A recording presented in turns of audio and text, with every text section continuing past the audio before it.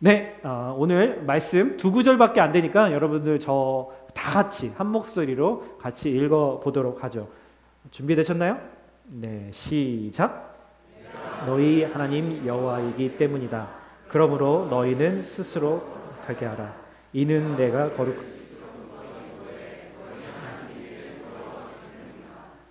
너희는 거룩하라. 내가 거룩하기 때문이다. 아멘. 아멘. 네, 오늘 여러분들과 함께 나눌 말씀은 레위기 두 번째 말씀의 시간입니다. 내 예배 안에는 어떤 희생이 담겨 있나요? 라는 제목을 한번 붙여봤습니다. 여러분, 레위기 많은 분들이 어렵다라고 생각하시는 말씀이지만 지난주에도 제가 한번 말씀드렸어요. 하나님은 우리에게 지루한 것을 말씀하기 위해서 이 성경을 기록한 것이 절대 아니라 정말 우리를 사랑하는 마음으로 정말 하나하나 아주 세밀하게 가르쳐주고 싶으셔서 이 말씀을 기록했다라고 말씀드렸습니다. 그래서 많은 분들이 지난주에 말씀을 들으시고 레위기가 진짜 이런 말씀, 이런 은혜가 있는 성경이었는지 몰랐습니다 라고 이야기를 하시면서 정말 집에 가서 다시 레위기 말씀을 좀 찬찬히 읽어보겠습니다 라고 하시는 분들이 있으시더라고요. 특별히 레위기를 읽으실 때 쉬운 성경이라든가 우리말 성경으로 읽으시면 훨씬 더 이해가 편하니까요. 그렇게 한번 해보시면 좋을 것 같아요. 어떤 사람들이 이 레위기를 가지고 이렇게 얘기하더라고요. 레알 위기의 준말이다. 네, 아시는 분은 또 요즘 젊은 사람들이 쓰는 리얼 위기를 뭐 레알이라고 부르는데 그 레알 위기에서 레위기 이렇게 줄임말이라고 하는 사람들이 있더라고요. 어찌됐든 레위기의 핵심을 우리가 잘 알면은 돼요. 레위기의 핵심은 어떻게 하나님 앞에 구원받은 사람들이 어떻게 하나님 앞에 예배를 드릴 것인가. 우리가 오늘 이렇게 모여서 드리는 주일 예배뿐만이 아니라 우리의 삶 전체가 예배라는 관점으로 볼 때 어떻게 우리의 삶이 하나님 앞에 예배 드리는 삶이 될 것인가의 그 주제를 이야기하고 있는 거죠. 그리고 이 예배라고 하는 하나님이 받으시는 참된 예배라고 하는 그 본질을 통해서 결국 하나님이 원하시는 건 뭐냐면 내가 거룩해지고 우리가 거룩해지는 것을 하나님이 목적하고 계신다라는 거예요. 네, 아멘이죠. 레위기가 여러분 당시의 배경, 당시의 시대 문화에 맞춰서 쓰여진 성경이라는 사실을 여러분 잊으면 안 돼요. 만약에 여러분 2024년에 하나님께서 우리를 위해서 레위기의 성경 말씀을 새롭게 리뉴얼해서 써주신다면 여러분 어떻게 써주실까요? 여러분 한번 생각해 보세요. 거의 3000년 전에 이스라엘의 이 광야 시절에서 쓰여졌던 그들의 당시의 상황에 맞춰서 쓰여진 거죠. 여러분 그 당시에는 대부분의 사람들이 다양한 직업을 갖고 있지 않았어요. 대부분 아침에 일어나서 잘 때까지 목축을 하든지 아니면 농사를 짓든지 그렇게 했겠죠. 그리고 당시에는 지금처럼 여러분 지역별로 여기 빅스버거에도 교회가 여러 개가 있을 거고 우리가 가는 곳마다 우리가 찾기만 하면 지역 교회들이 여러 곳이 있죠. 그러니까 우리가 가까운 곳에 혹은 나랑 잘 맞는 곳에 가서 예배를 드릴 수 있는데 그 당시는 그렇지 않은 상황이었다라는 거예요. 나중에 성전이 지어졌을 때에도 예루살렘에만 성전이 있었기 때문에 여러분 예배자가 예배를 드리고 싶으면 1년에 몇 번 그 종교 절기에만 큰 맘을 먹고 예배에 참여해야만 했던 때라는 거죠. 여러분 한번 또 생각해 볼까요? 화폐가 그 당시에도 있기는 했지만 그거보다는 훨씬 물물교환이 더 일반적인 시절이었으니까 예배 때 우리가 헌금하는 것처럼 우리가 하나님이 주신 그 재정을 돈을 또 하나님 앞에 그렇게 드리는 돈이라고 하는 방식으로 드리지만 그 당시는 그렇지 않았다라는 거죠. 그래서 레위기의 상황에서는 짐승을 드리고 짐승의 피를 통해서 하나님에 나아가고 내 죄를 용서받는 그런 방식을 제안하셨다라는 거예요. 여러분 하지만 지금은 그때와 다르죠. 여러분 각자 다 일터가 다 다르고요. 곳곳에 교회가 있고요. 우리는 언제 어디서나 요즘은 교회에서 크레딧 카드로 헌금을 하고 벤모라든지 젤로도 헌금을 할 수 있는 그런 시대에 있는 거죠.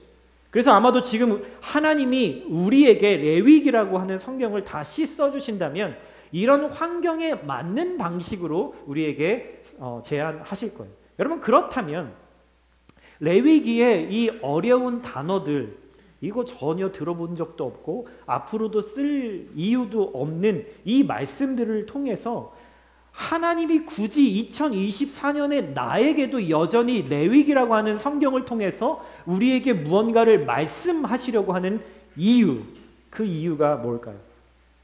여러분, 성경이 수천 년에 걸쳐서 여전히 사람들에게 하나님의 메시지로서 모든 시절에 있는 사람들에게 다 우리의 삶을 변화시키고 하나님의 말씀대로 우리 삶을 바꿔가시는 이유는요, 그 형식이라는 것에 있는 것이 아니라 거기에 담겨있는 meaning, 뜻과 의미라는 거예요. 여러분, 한번 이스라엘의 역사를 한번 머릿속에 한번 떠올려 볼까요? 여러분, 이스라엘이 결국 망하잖아요. 구약시대 아수르에게, 바벨론에게 각각 망해갖고 이스라엘 사람들이 대부분 다 포로로 끌려갑니다. 여러분, 그곳에서는 여러분 예배를 그 사람들이 드릴 수 있었을까요? 이 레위기에 정해진 그 율법대로 포로로 끌려간 그 나라에서 예배를 드릴 수 있었을까요? 못 드리죠. 더 이상 하나님께 드릴 성전도 존재하지 않고 제사장들도 다 흩어져 버렸기 때문에 그렇게 예배를 드리지 못했어요. 포로에서 돌아왔어요. 그리고 나서 다시 성전이 지어지기까지 공백기가 곳곳에 있었죠. 더군다나 지금처럼 여러분, 우리 각자 집에 성경책 몇 권씩은 가지고 있고 언제든 우리 전화기 셀폰만 열면 성경을 언제든지 각각 버전으로 읽을 수 있는 시대가 아니었기 때문에 여러분, 레위기의 말씀을 알고 있던 그 사람들도 제사장들, 극히 일부의 사람들만이 이 방법대로 예배를 드렸을 거라는 거죠. 여러분, 그럼에도 불구하고 이 레위기의 말씀이 지금껏 성경에, 이 66권의 성경에 들어와서 계속해서 하나님의 사람들에게 은혜를 주고 있는 이유는 이 레위기가 말하고 있는 예배의 의미, 그 뜻을 사람들이 계속 기억하게 만들고 그 기억들이 사람들의 삶과 믿음에 영향을 미쳐왔기 때문이라는 거예요. 언제부터 정확히 이 예배의 방식이 지금과 같은 예배의 형식으로 바뀌었는지는 알 수는 없지만 여러분, 사도행전 시대에서부터는 더 이상 세워진 그 교회들 가운데서는 짐승의 제사는 드려지지 않았을 거라는 거죠.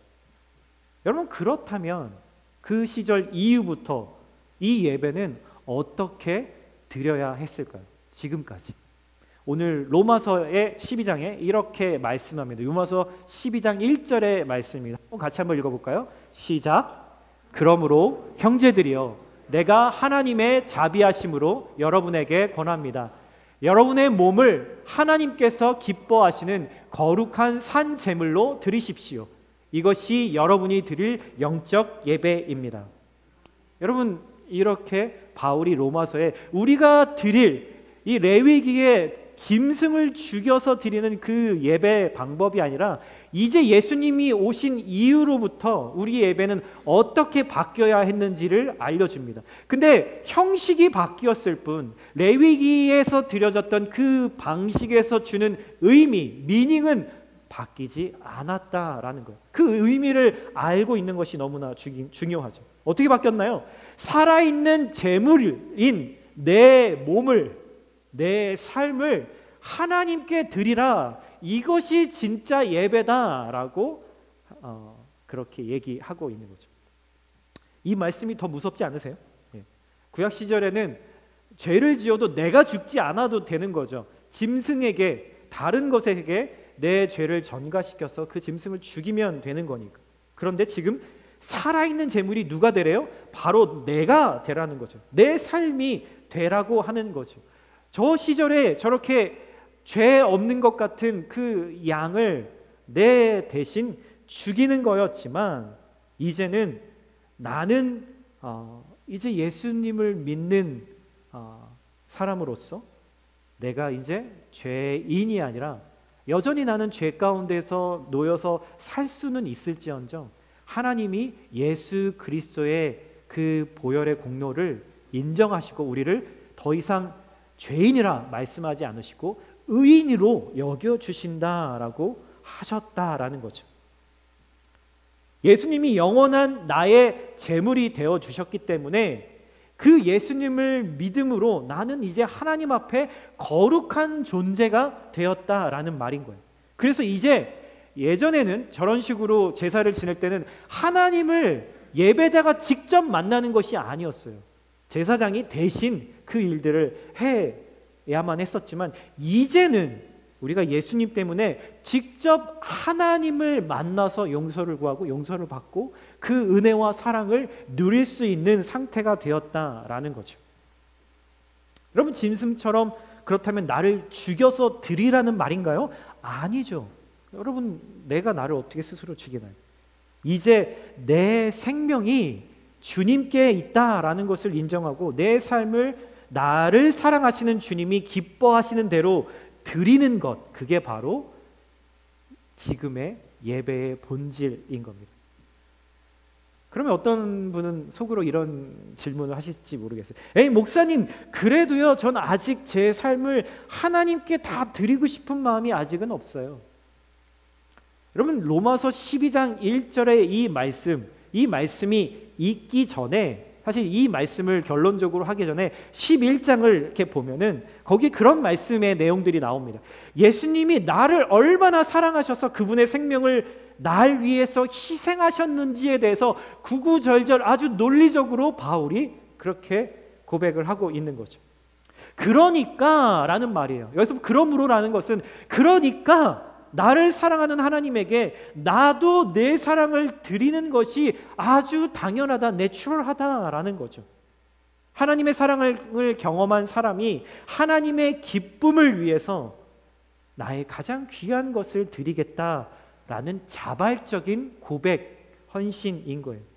여러분, 누가 요즘같이 누가 강요한다고 내가 가장 중요한 시대에 내 삶을 하나님께 드리겠다 강요한다고 이렇게 할 수 있을까요? 그렇지 못하죠. 오직 진짜 깊은 사랑을 받은 사람만이, 깊은 은혜를 경험한 사람만이 할 수 있는 사랑의 헌신이고 결단인 거예요. 여러분, 이게 바로 예배의 핵심입니다. 아직 하나님이 날 얼마나 사랑하는지 경험하지 못한 분이라면 당연히 이 단계로 나아갈 수가 없는 거예요. 당연합니다. 먼저 하나님이 날 얼마나 사랑하시는지를 깊이 경험하고 누리는 그 단계로 다시 나아가야 하는 거죠. 어떤 기쁨보다 하나님을 경험하는 것이 가장 큰 기쁨이라는 것을, 그것을 깨달아 아는 것이 우리에게 먼저 한 거니까요. 여러분, 성경은 이러한 예배, 진짜 이러한 것을 참된 예배, 진짜 예배, 그리고 하나님이 원하시는 예배다라고 이야기를 합니다. 레위기에서 하나님은 예배를 드릴 때 어디 나가서 잡아온 짐승, 그러니까 어디 나가서 그 노루 한 마리 잡아와라, 사슴 한 마리 잡아와라. 미시간에 운전하다가 보면은 되게 많이 보는 게 이제 차에 치여서 죽은 사슴들을 되게 많이 보죠. 사슴들이 되게 많습니다. 그래서 사냥 시즌이 있어서 그 개체수를 줄이게 하죠. 근데 여기 레위기에 보면은 하나님이 그런 짐승, 가서 사냥해서 잡은 짐승으로 나에게 가지고 와라라고 말씀하시지 않으세요. 각자 집에서 사랑과 정성으로 길렀던 그 짐승을 중에서 한 마리를 가지고 오라고 하시는 거죠. 또 각자의 형편을 고려해서 형편이 괜찮은 사람은 소를, 또 그 다음은 양을, 어떤 사람은 염소를, 어떤 사람은 비둘기를, 그것도 안 되면 곡식의 아주 조금의 그 양을 가루로 만들어서 하나님 앞에 예물로 가지고 나올 수 있도록 선택의 옵션을 우리에게 주세요. 여러분, 이렇게 제물들에 대해서 구체적으로 언급하신 이유가 뭘까요? 하나님이 목장을 운영하시려고요? 그래서 다양한 짐승이 필요하셔서 우리에게 달라고 하시는 걸까요? 아니죠. 여러분, 예배 때 드렸던 그 짐승들의 가치는 바로 나의 생명의 가치였어요. 내가 기르던 소중한 가축 중에서 나를 대체할 만한 소중한 그 짐승을 드렸던 거죠. 옛날 이스라엘 백성들의 가옥 구조를 보면요, 여러분, 그 짐승을 의 우리가 집 바깥에 있는 것이 아니라 보통은 집 1층에 그 우리가 있고 2층에 침실이 있는 경우들이 대부분입니다. 그러니까 그 말은 무슨 의미일까요? 그들이 길렀던 그 가축이 정말 가족과 같이 함께 지냈던 그런 사랑과 자신의 희생이 담겨 있는 가축이었다라는 거죠. 여러분, 왜 그런 짐승을 드리라고 했을까요? 예수님이 내 죄를 사하시기 전까지 모든 죄인이 하나님을 직접 만날 수가 없으니 하나님에게 내가 지은 죄를 용서받고 그 하나님과 다시 친밀한 교제를 나누기 위해서 내 죄값을 대신할 나랑 똑같은 가치의 제물이 필요했던 거예요. 여러분, 레위기에서 말씀하시는 여러 가지 제사의 의미, 지난주에도 말씀드렸지만 바로 하나님의 자녀가 하나님을 예배하고 그분과 친밀한 사랑의 교제를 하기 위해서 어떤 모습으로 나와야 하는지에 대해서 말해주고 있는 거죠. 이것이 레위기를 통해서 지금도 나에게 말씀하시는 하나님의 메시지인 거예요. 여러분, 하나님은 우리가 드리는 헌금 자체를 원하시는 것이 아니라 하나님을 향한 사랑, 나를 사랑하는 하나님을 향한 그 헌신을 우리에게 원하시는 거죠. 그러나 내 마음이 아니라 내 생각에 우리는 적당한 정도의 예물만, 헌금만 드리고 내가 할 일 다 했다라고 생각하시는 분들도 있으세요. 예수님이 하나님 앞에 나를 위해서 예물로 드려졌다라는 말은요, 나 역시도 하나님께 내 마음의 전부를, 내 삶의 전부를 드려야 한다라는 의미인 거예요.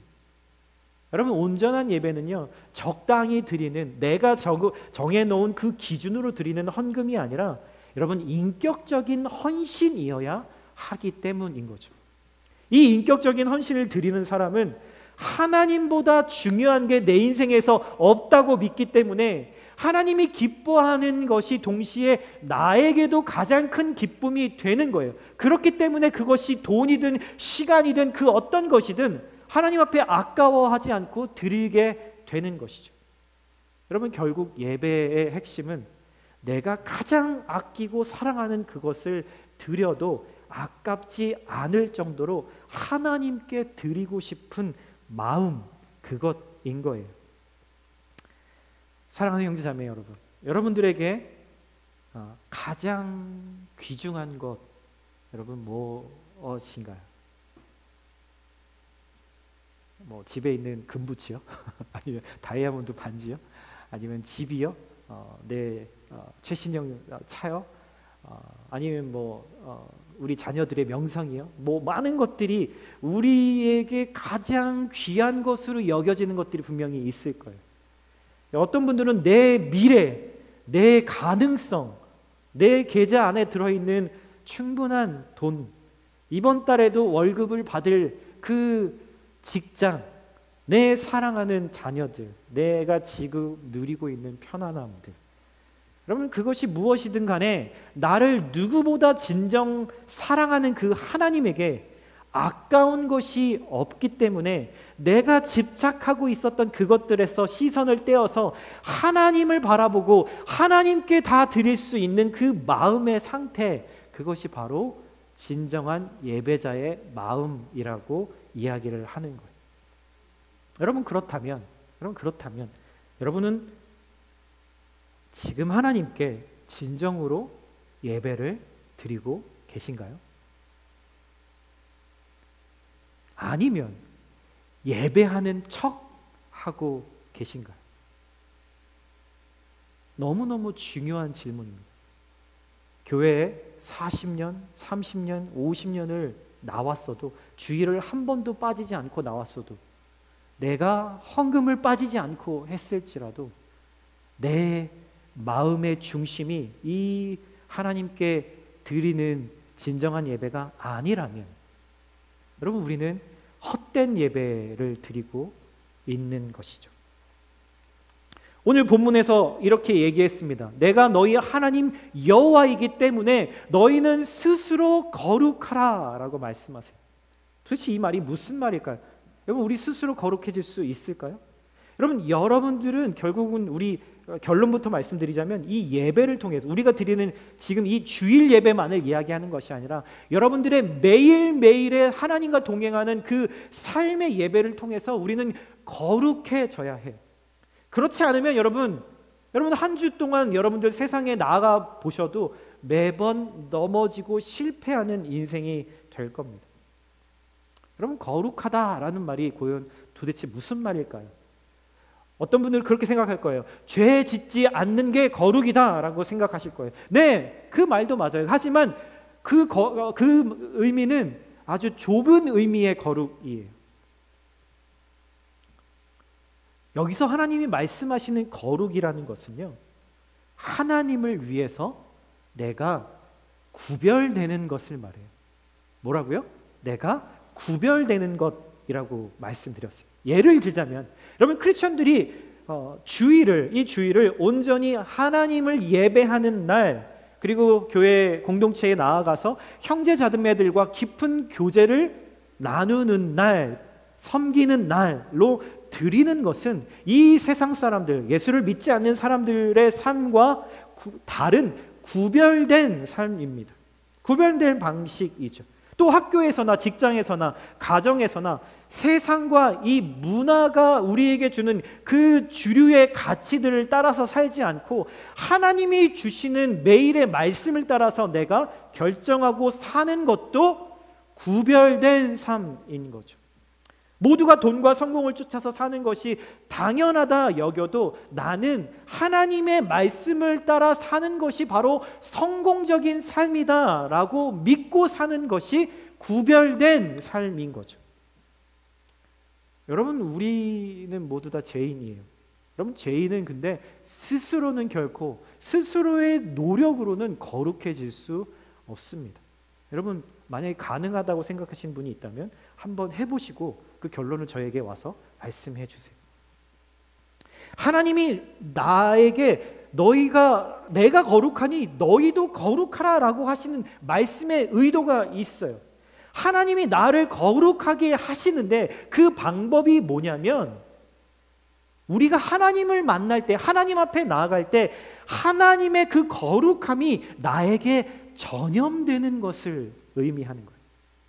마치 우리가 죄를 지었을 때 그 레위기에서 내 죄를 그 어린 양에게 안수하고 머리에 손을 얹고 내 죄를 고백하면서 그 죄가 거기로 다 옮겨갔다라고 생각하는 것처럼 하나님은 거룩하신 분이시니까, 완전한 거룩하신 분이시니까 그분과 함께 있으면, 그분께 나아가기만 하면 그분의 거룩함이 나에게 자연스럽게 전염되고 전가되는 것을 말하는 거죠. 그게 바로 하나님이 우리를 거룩하게 하시는 방법, 죄인을 거룩하게 하시는 하나님의 방법이라는 거예요.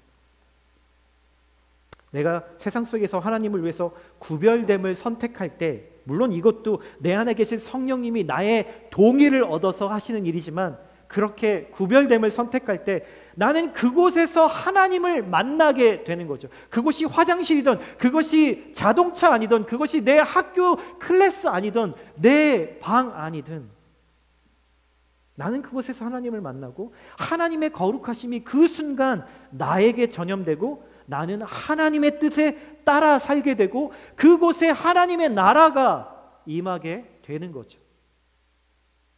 우리가 죽어서 가는 곳만이 하나님의 나라가 아니라 하나님의 말씀으로 다스림을 받는 그 때가 바로 하나님의 나라가 임하는 때인 거예요. 그러니까 이렇게 말씀하시는 거예요. 하나님의 저 말씀은 다시 리프레이즈 하면은 이렇게 되는 겁니다. 내가 거룩하니 나의 거룩에 전염되어라. 그러려면 나에게 가까이 나와야 한다. 나와 함께 있어야 한다라고 말씀하시는 거죠. 여러분 기억하세요? 지난주 레위기 첫 번째 말씀을 나누면서 5가지 중요한 예배의 종류가 있었는데 그 중에서 제가 지난주에 번제와 화목제에 대해서 말씀드렸었어요. 근데 이 번제, 화목제 또 곡식을 드리는 이 소제 이 세 가지는 자기가 원할 때 드리는 자원 예배예요. 나머지 두 가지 반드시 드려야 하는 예배가 있습니다.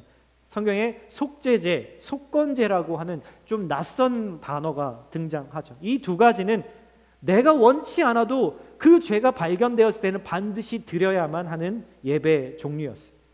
근데 이 두 가지가 비슷한데 특별히 속건제라고 하는 예배 방법은 어떤 거냐면 내가 모르고 죄를 지었는데 하나님이나 누군가에게 다른 이웃들에게 내가 피해를 줬다라는 것을 나중에 깨닫게 되었을 때 반드시 드려야 하는 예배라고 규정하고 있습니다. 예를 한번 들어볼게요. 제가 길을 지나다가 100불짜리 지폐가 떨어져 있는 것을 어느 날 갑자기 보게 된 거예요. 평상시에는 땅을 보고 걷지 않았는데 그날따라 그러다가 갑자기 100불짜리 지폐가 딱 떨어져 있는 걸 보고 주운 거죠. 누구든 주워야 되니까. 그러면서 마음속으로 어떻게 생각했을까? 와, 감사하다, 오늘 수지 맞았네, 뭐 이런 생각을 했겠죠. 그런데 조금 있다가 그 주인 같은 사람이 나타나서 저한테 물어봅니다. 혹시 여기 떨어진 100불짜리 지폐를 보지 못하셨나요? 그런데 그 물어보는 순간 그럴 의도는 없었지만 갑자기 물어보니까 탁 잡아댔어요. 아니요, 못 봤는데요. 주인은 의심은 나지만 증거가 없으니 그냥 가버립니다. 가고 나니까 이 사람 마음 안에 죄책감이 밀려오는 거죠. 의도한 상황은 아니었어요. 그렇지만 죄를 짓고 누군가에게 손해를 끼친 상황인 거죠.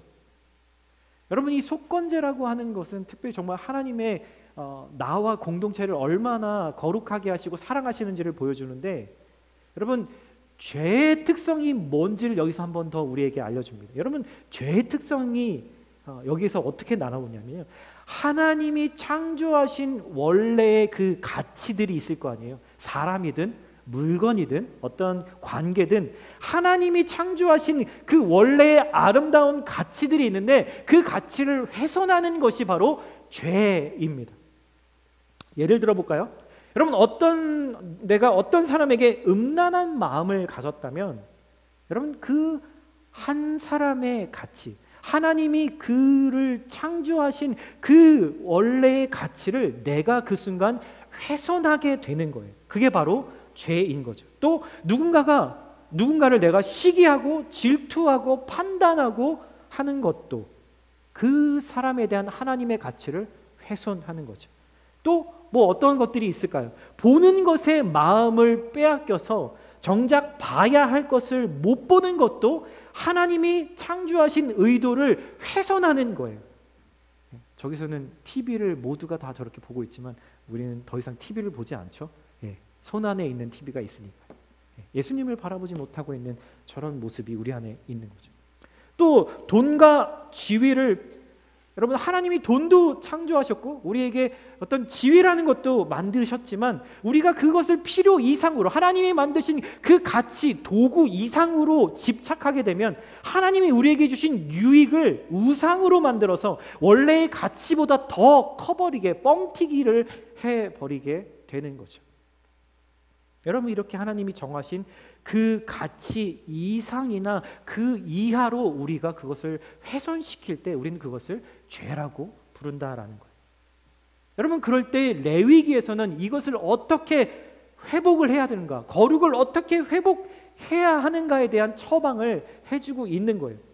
어떻게 얘기하냐면 이 속건제에 대해서는 먼저 하나님께 가서 제물을 드리고 속죄의 예배를, 용서의 예배를 드리기 전에 내가 피해를 준 그 사람에게 찾아가서 120%를 갚으라고 이야기를 합니다. 이상하지 않으세요? 내가 100불 주웠는데 다시 회개하는 마음으로 죄송합니다 하고 100불만 드리면 되는데 그게 아니라 이 원금에다 플러스 20%를 더해서 정신적인 피해, 감정적인 피해까지도 보상하라는 거예요. 여러분, 이것은 단순히 돈에 대한 개념이 아니라 정말 그 마음에 자신의 실수와 죄를 용서하려고 하는 그 겸손한 마음을 물질적인 것으로 표현하라라고 하는 것이죠. 여러분, 한번 여기 너무 놀랍지 않으세요? 여러분, 이게 3000년 전에 만들어진 법조항이라고 한다면 여러분 이 세상의 그 어떤 함무라비 법전에도 이런 최초의 법전에도 이런 내용은 나와 있지 않습니다. 여러분 그 당시에 무슨 공의가 있어요? 힘센 사람이 그것을 다 가져가는 것이 그게 공의고 법이었겠죠. 그런데 120%를 갚는데 여기에서 끝나는 게 아니라는 거예요. 이제 그 사람에게 용서를 구하고 용서를 받았다면 다시 하나님께로 이제 나아가서 반드시 염소 한 마리를 잡아서 속죄의 예배를 드리라라고 하시는 거죠.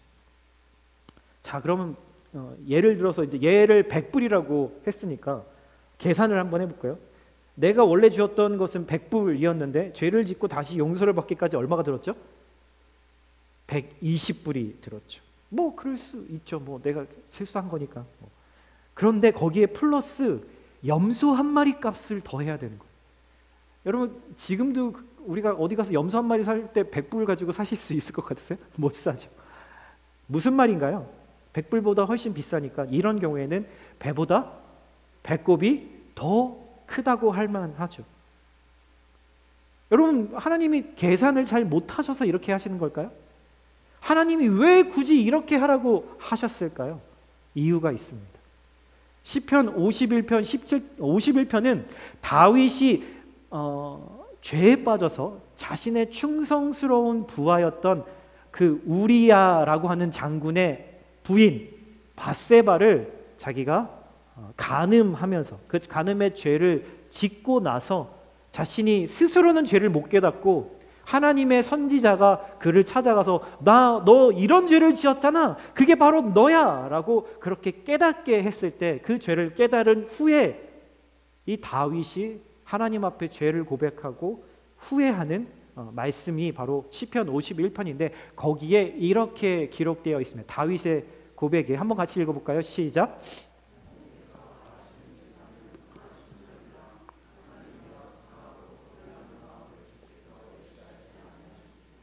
네, 이 영어 성경은 더 분명하게 나옵니다. 어떤 것을 하나님이 원하시냐면 120%의 물질 자체에 있는 것이 아니라 보상에 있는 것이 아니라 물론 다윗은 밧세바를 아내로 받아들이고 그를 위해서 정말 모든 마음들을 다 하고 평생 용서를 구하는 마음으로 살았을 거예요. 근데 하나님 앞에 이렇게 고백합니다. Broken spirit, broken heart. 그것을 가지고 나아갈 때 하나님이 진정 내 회개와 내 예배를 받아주실 것이다 라고 고백을 하고 있다라는 거죠. 여러분 제사를 지낼 때 번제에서 특히나 짐승을 어떻게 잡아요?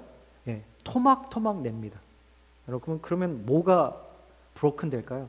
뼈가 브로큰 되고 살이 브로큰 되죠.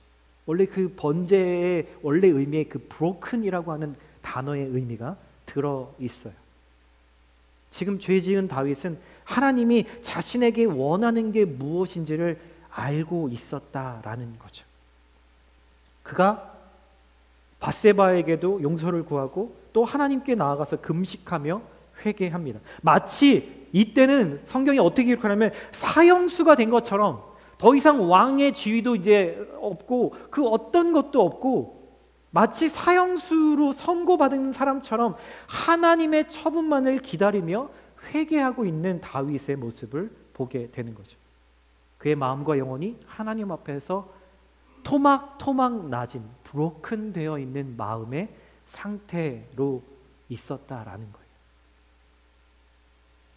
여러분 하나님이 나에게 바라시는 것은 내가 받을 그 어떤 손해보다도 내 마음이, 내 영혼이, 내 삶이 깨끗함을, 거룩함을 유지하는 게 더 중요하기 때문이라는 거예요. 그래야 하나님과 함께 있을 수 있으니까. 내 마음이 사람과 하나님 앞에서 broken spirit이 되어서 깨어진 영혼이 되어서 깨어진 마음이 되어서 하나님이 창조하신 그 가치들을 훼손하지 않고 거룩하게 되기를 원하시는 거죠. 여러분 이런 broken heart를 가지고 여러분 하나님 앞에 예배를 지금 드리고 계신가요? 오늘 우리에게 하나님이 질문하시는 한 가지는 바로 이것입니다. 우리의 예배 안에 어떤 희생이 담겨 있나라는 것이죠. 여러분들의 예배 안에서 내 마음을 거룩하게 하는 것, 그것이 가장 우선이라는 것을 알고 가장 먼저 하나님 앞에 나오기 전에 점검하고 계신가요? 혹 내 형제 자매들, 이웃들, 내 가족들, 혹 모르는 사람에게라고 할지라도 내가 죄 짓고 내 죄로 인해서 영향받은 사람들이 있다면 하나님은 우리가 그들에게 먼저 나아가서 용서를 구하고 다시 관계를 회복하기를 원하신다라는 거죠. 여러분, 이것이 상한 심령의 예배인 것입니다. 주일 예배 11시 땡 하고 와서 여기 앉아 있는 것이 상한 심령으로 드리는 예배가 아니라 그 마음, 하나님이 나를 향해서 거룩을 원하실 때 내가 어떤 것이든 그것과 타협하지 않겠다, 거룩을 위해서, 그런 마음으로 드리는 예배가 상한 마음의 예배라는 거죠. 깨어진 마음의 예배라는 거죠. 여러분, 특별히 오늘 말씀 마지막에 이것을 이야기하고 마치려고 합니다. 레위기를 마지막 부분을 살펴보면 이런 이야기들이 나오는데 짐승들을 잡잖아요. 근데 그런 생각이 하실 수 있을 거예요. 짐승이 뭔 죄라고 아무 죄도 없이 그 짐승들이 죽어야 했을까? 저도 저희 집에서 제가 강아지를 키우는 견주의 한 사람으로서 집에서 기르는 이 짐승 그런 질문을 하시면 공감이 저도 되는 것 같아요. 만약에 제가 사랑하는 저희 집에 짐승 한 마리를 번제로 드려야 된다면 정말 그건 좀 상상이 안 되는 상황일 것 같아요. 그럼 이스라엘은 1년에 한 번 모든 사람의 죄를 하나님께 용서받기 위해서 1년에 한 번 속죄제라는 것을 모든 공동체를 위해서 드려야만 했습니다. 오직 1년에 한 번만 그 안에 성막 안에 지성소라고 하는 가장 거룩한 곳, 하나님의 임재가 있는 그곳에 제사장들도 그냥 모두가 들어가는 게 아니라 그 중에서 그 해의 대제사장으로 임명된 사람만 들어갈 수 있는데, 그 사람도 그 예배를 드리기 전에 며칠 전부터, 일주일 전부터 자기의 죄를 회개하고 자기를 씻는 제사를 따로 드리고 정말 두렵고 떨리는 마음으로 그 지성소 안에 들어가게 되는 것이죠. 아무리 제사장이라도 인간이었기 때문에 죄가 있었으니까 그대로 들어갔다는 죽어서 시체로 나오게 되는 것이 바로 성경에서 나와 있는 여러 사건들을 통해 보게 되는 거죠.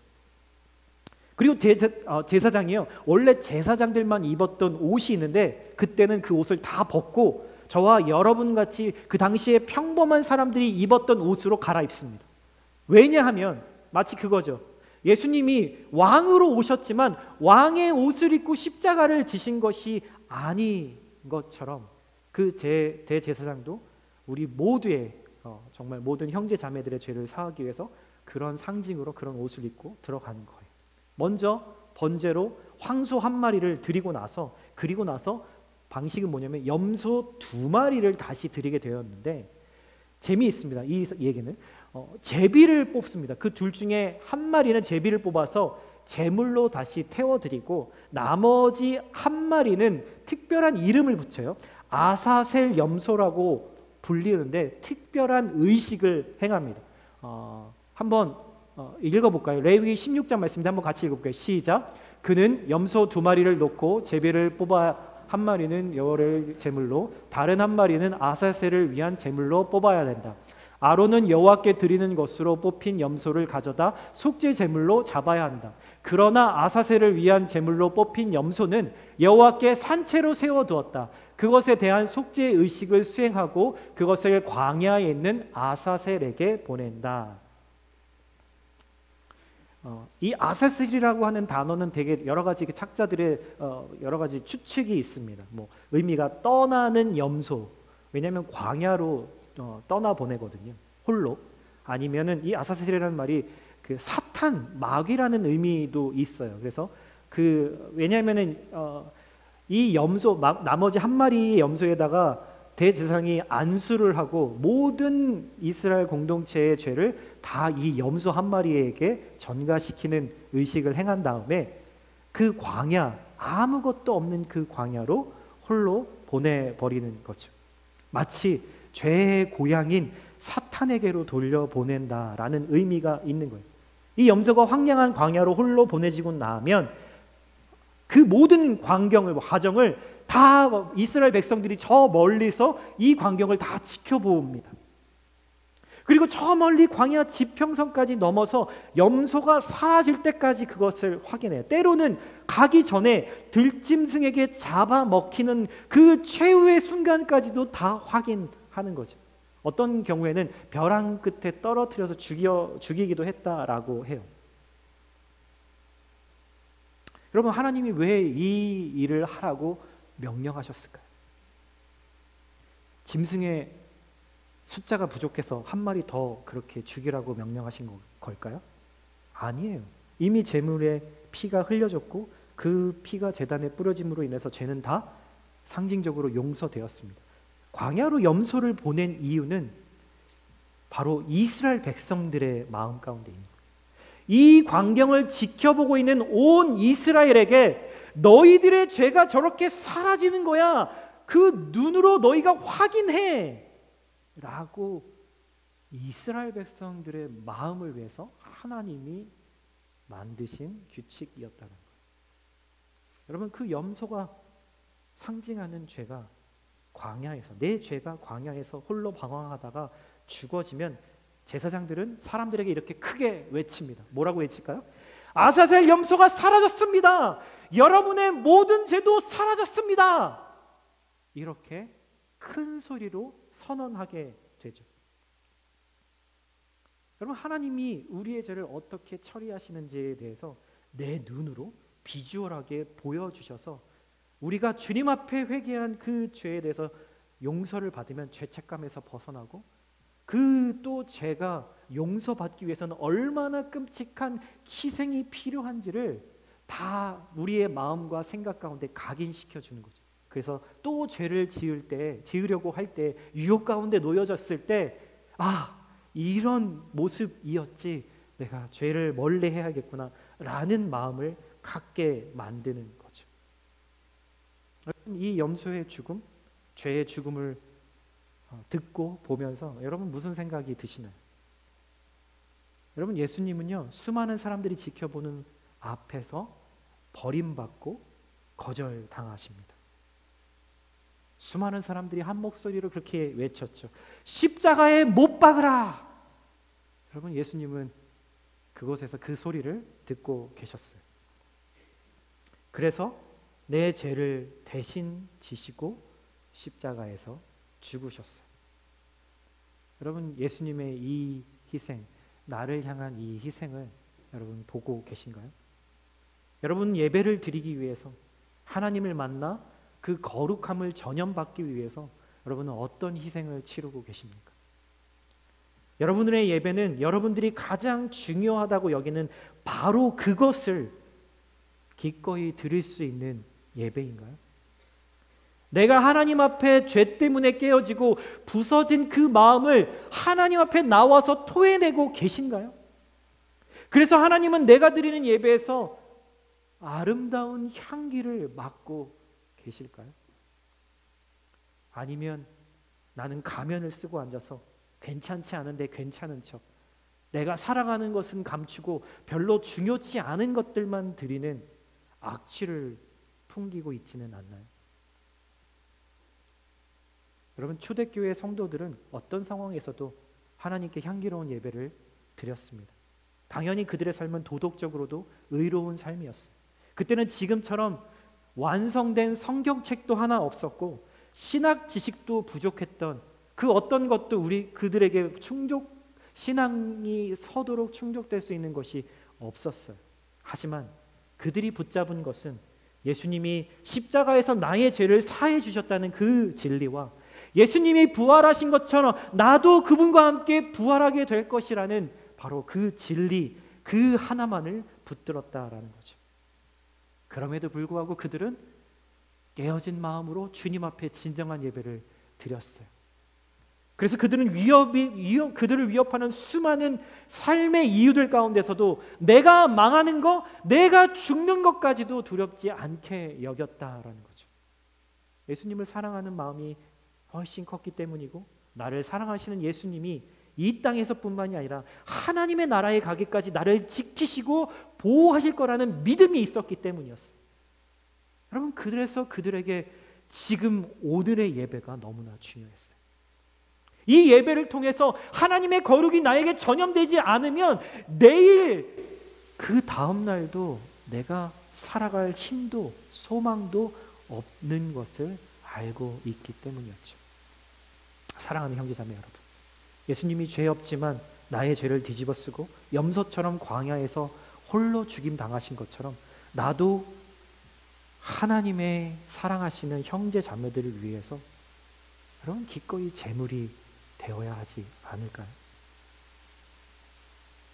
여러분, 그렇게만 된다면 내 인생 하나님 보시기에 꽤 괜찮은 인생이라고 말 듣지 않을까요? 여러분, 만약 그걸 원하신다면 오늘도 내일도 내 죄 때문에 깨어진 그 마음을 가지고 다시 온전하게 만드실 하나님 앞으로 나아가세요. 그래서 그분의 거룩함을 나도 모르는 사이에 내 안에 온전히 채워지는 그 은혜를 이번 한 주도 누리실 수 있기를 예수님의 이름으로 축복드립니다. 아멘.